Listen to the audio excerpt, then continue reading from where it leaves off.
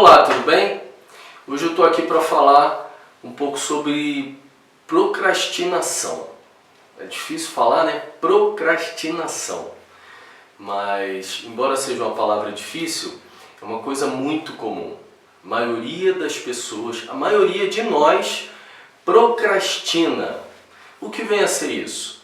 É o ato de adiar aquilo que tem que ser feito, de deixar para depois aquilo que deveria ser feito hoje, agora, nesse instante, nesse momento.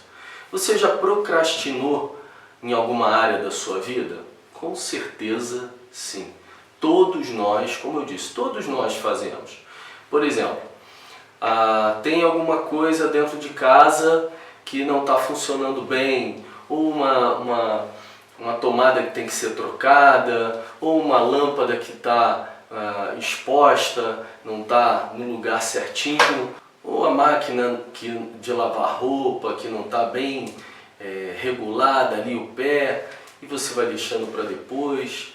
Ou no trabalho, às vezes uma tarefa pesada, uma tarefa difícil, alguma coisa desafiadora que você sabe que precisa se concentrar, e aí a gente cria alguns caminhos na mente para deixar para depois. Não, isso eu resolvo amanhã, isso eu faço depois da manhã.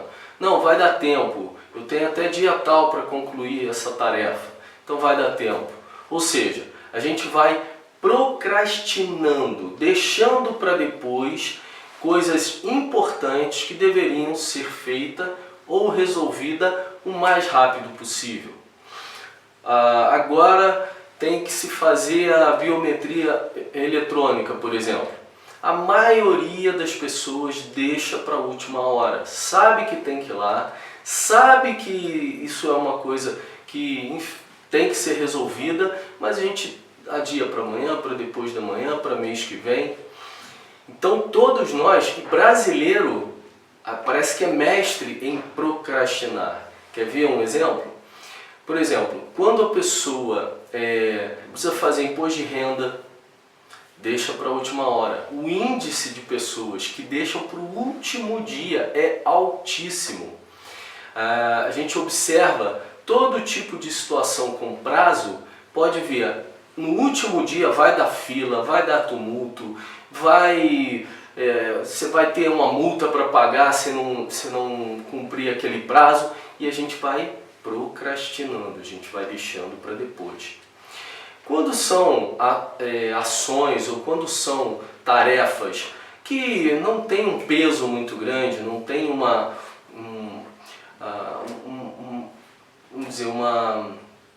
consequência muito grande, ainda vai lá.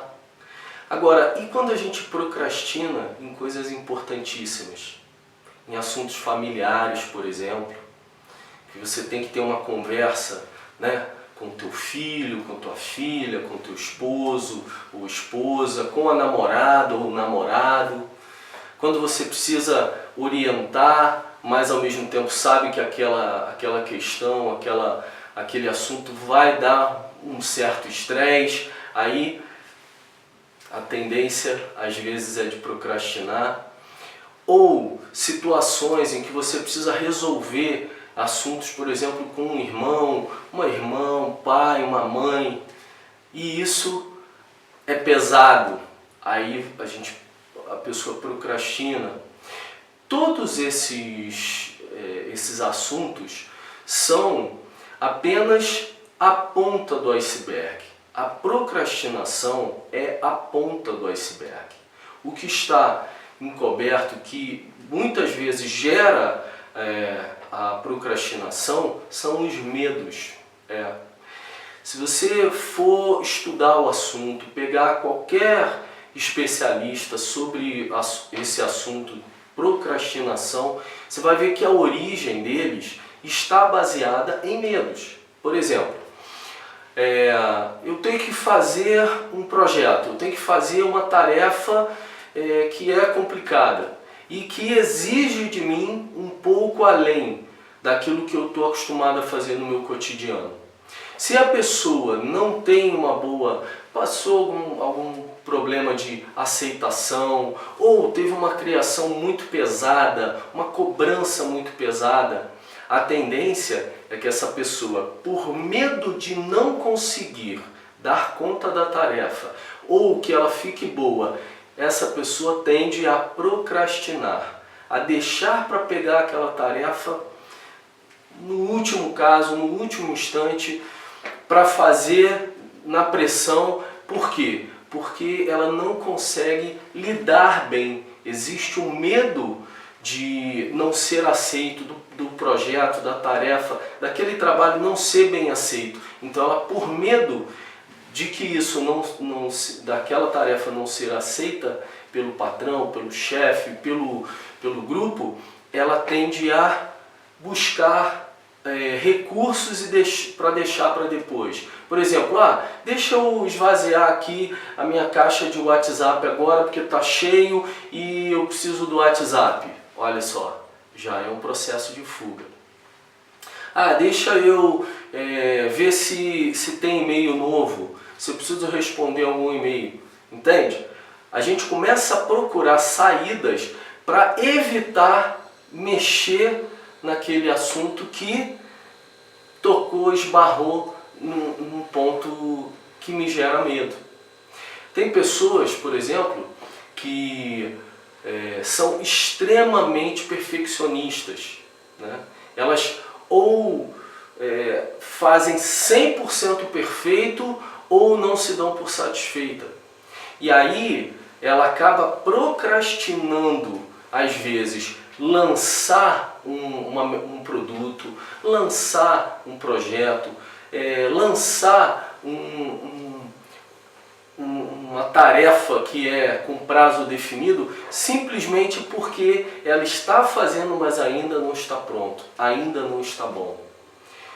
E normalmente quem tem o perfeccionismo, quem desenvolve essa característica, tem medo de crítica, tem medo de que as pessoas olhem para aquele trabalho que ela fez e não aplaudam, não deem aprovação completa daquilo que ela fez, não deem elogios por aquilo que foi executado por ela. Então ela tem que fazer 110% daquela tarefa perfeita, não pode haver um erro. E aí ela acaba procrastinando a conclusão daquele trabalho. Ela até executa, ela até pega para fazer, mas ela tem a dificuldade de concluir e apresentar ou colocar em prática aquilo que ela estava produzindo.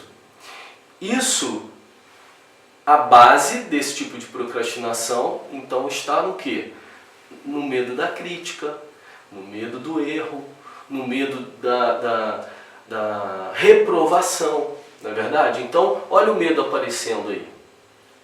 E a gente pode ficar aqui horas falando sobre o assunto da procrastinação e como reverter ela.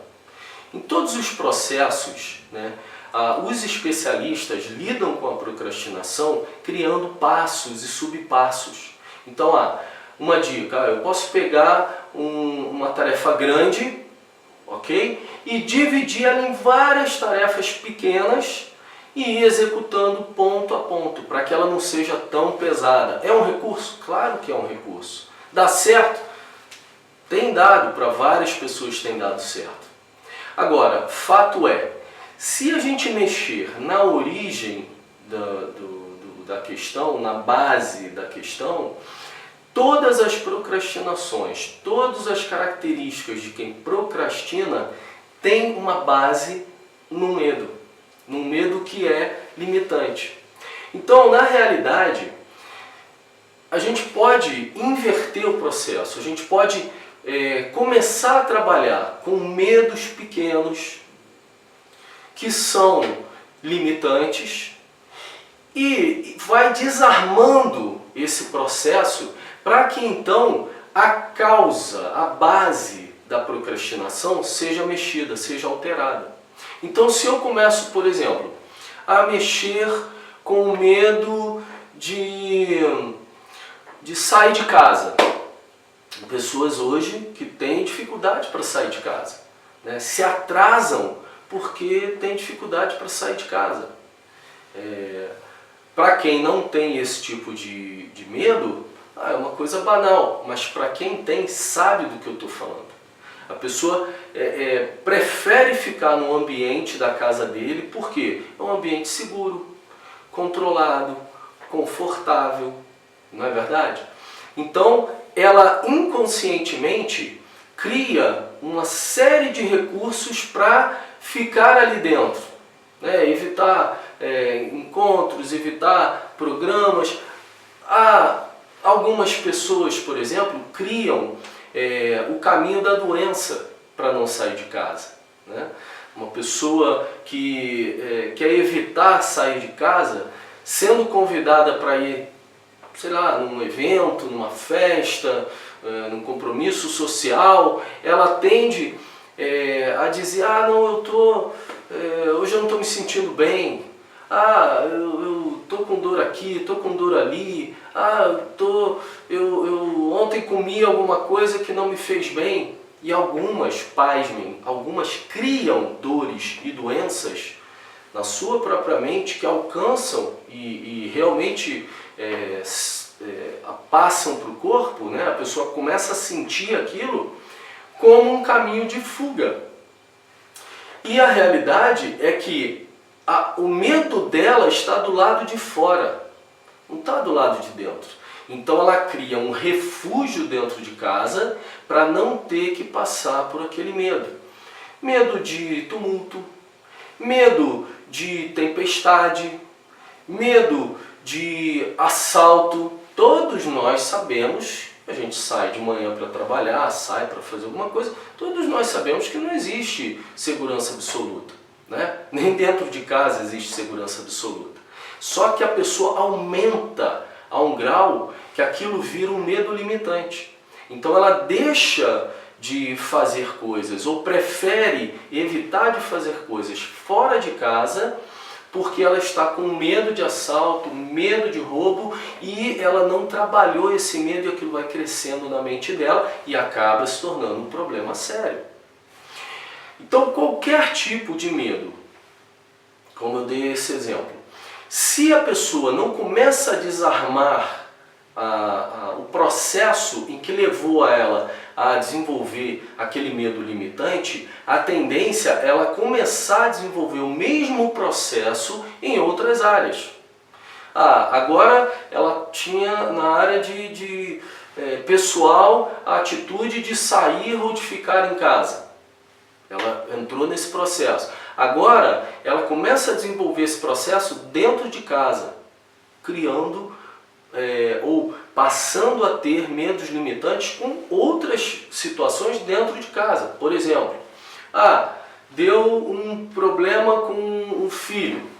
Então ela começa a entrar no processo de evitar algum tipo de atrito com o filho, ou de aborrecimento ou de discussão com o filho, e ela começa por causa desse medo, ela começa a desenvolver o mesmo processo. E aí esse medo vai aumentando, vai crescendo dentro dela. Então entende por que é muito interessante, muito proveitoso, muito valoroso a gente levar a sério essa questão dos medos limitantes. Muitas vezes, sem tocar nesse assunto, eu posso pensar assim: não, mas eu não tenho medo limitante algum. E aí, se faz-se uma autoanálise, se começa a buscar realmente em cima qual é a dificuldade que eu tenho. Tira a palavra medo, ok? Tira a palavra medo da frente e começa a pensar em dificuldade. O que hoje eu tenho dificuldade de fazer, que as outras pessoas fazem com facilidade, mas para mim é pesado, é maçante, é difícil, não me dá prazer.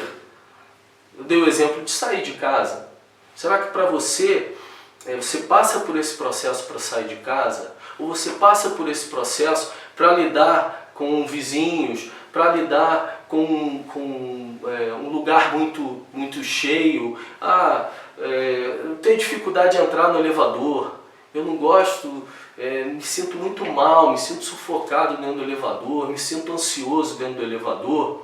Então, não vou chamar de medo, vamos chamar de dificuldade.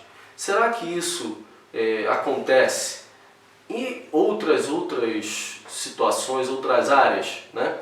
Então, isso sim, essa dificuldade, ela está no processo. Se você não reverter esse processo, aquilo se torna um medo limitante. Então, normalmente, o ser humano começa a procrastinar um nível baixo. Não é uma coisa que atrapalha a vida dele. Só que, como está baseado num medo limitante que não é trabalhado, a tendência é ir se multiplicando, a tendência é ir aumentando a prática da procrastinação. Então, é claro, a gente tem duas formas de reverter a procrastinação. Uma rápida, objetiva, direta, mas em certos casos paliativa, é criar, construir caminhos, né, objetivos como isso. Eu vou pegar uma tarefa pesada, árdua, grande e vou dividir em pequenas tarefas, dividir em pequenos tópicos e vou fazer aquilo ali. Ou a segunda forma, que seria eu começar a identificar quais são as dificuldades que eu tenho, onde estão as dificuldades que eu tenho, e eu vou começar a desarmar essas dificuldades, que são, no fundo, medos. Estão baseados em origem de algum tipo de situação desagradável que gerou ali um medo limitante. E que eu e você vamos chamar agora de dificuldade. Desarma agora, antes que isso vire um processo e aí isso aumente, aí realmente vira um medo, né? Então, e por que eu particularmente prefiro utilizar ao mesmo tempo os dois recursos? Primeiro, existem muitas coisas que a gente está procrastinando no dia a dia que precisam ser resolvidas agora, já, nesse instante. Não dá para esperar para amanhã. Um cano entupido que está fazendo o esgoto brotar para dentro da casa, dá para esperar para amanhã? Não dá. Tem pessoas que têm dificuldade, por exemplo, de pegar o telefone e ligar para um encanador, de ir na internet pesquisar lá, se não conhece um encanador, um encanador próximo, uma empresa, para então resolver aquela situação, e começa a dar conflito dentro de casa. Aí você fala assim, meu Deus, uma coisa tão boba, para mim e para você, para aquela pessoa não. Às vezes tem algum contexto ali que começou com uma dificuldade, mas aí foi crescendo dentro dela e virou um medo, né?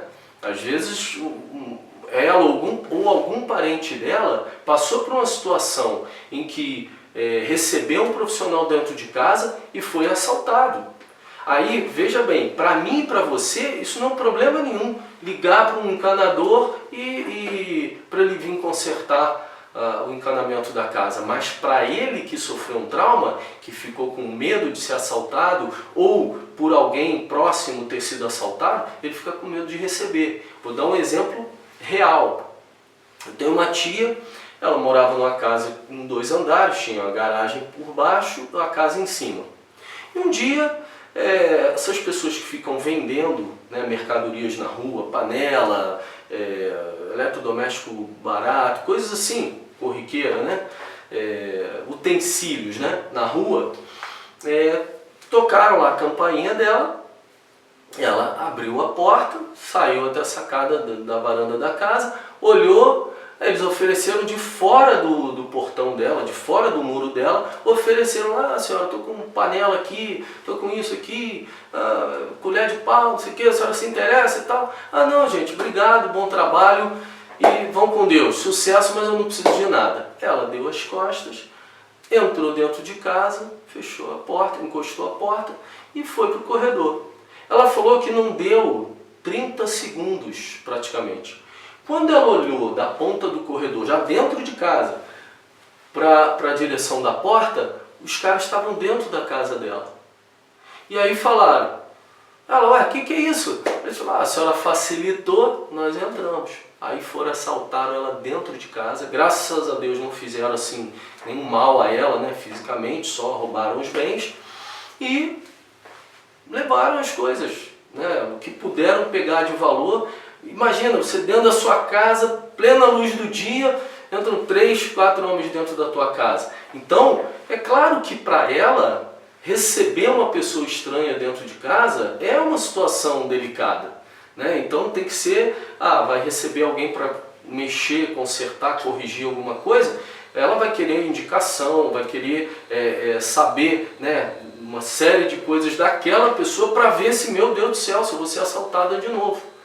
Então, se ela não trabalhar isso, pode virar um medo limitante, isso pode crescer dentro da mente dela de uma forma que ela vai ter uma barreira para receber alguém, né? Graças a Deus não foi o caso dela, está bem, mas tem pessoas que passaram por isso, né? E famílias que passaram por violência dentro de casa. Tem vários casos que eu podia contar aqui, mas que não vem ao caso agora, mas é fato. Então, gente, assim, além da gente hoje, né, eu quero deixar esse assunto aqui para a gente pensar, procrastinação, até que nível, em que área eu tenho procrastinado mais na minha vida, tenho deixado para fazer depois. Qual o peso que tem sido para mim fazer aquela tarefa? Segunda pergunta.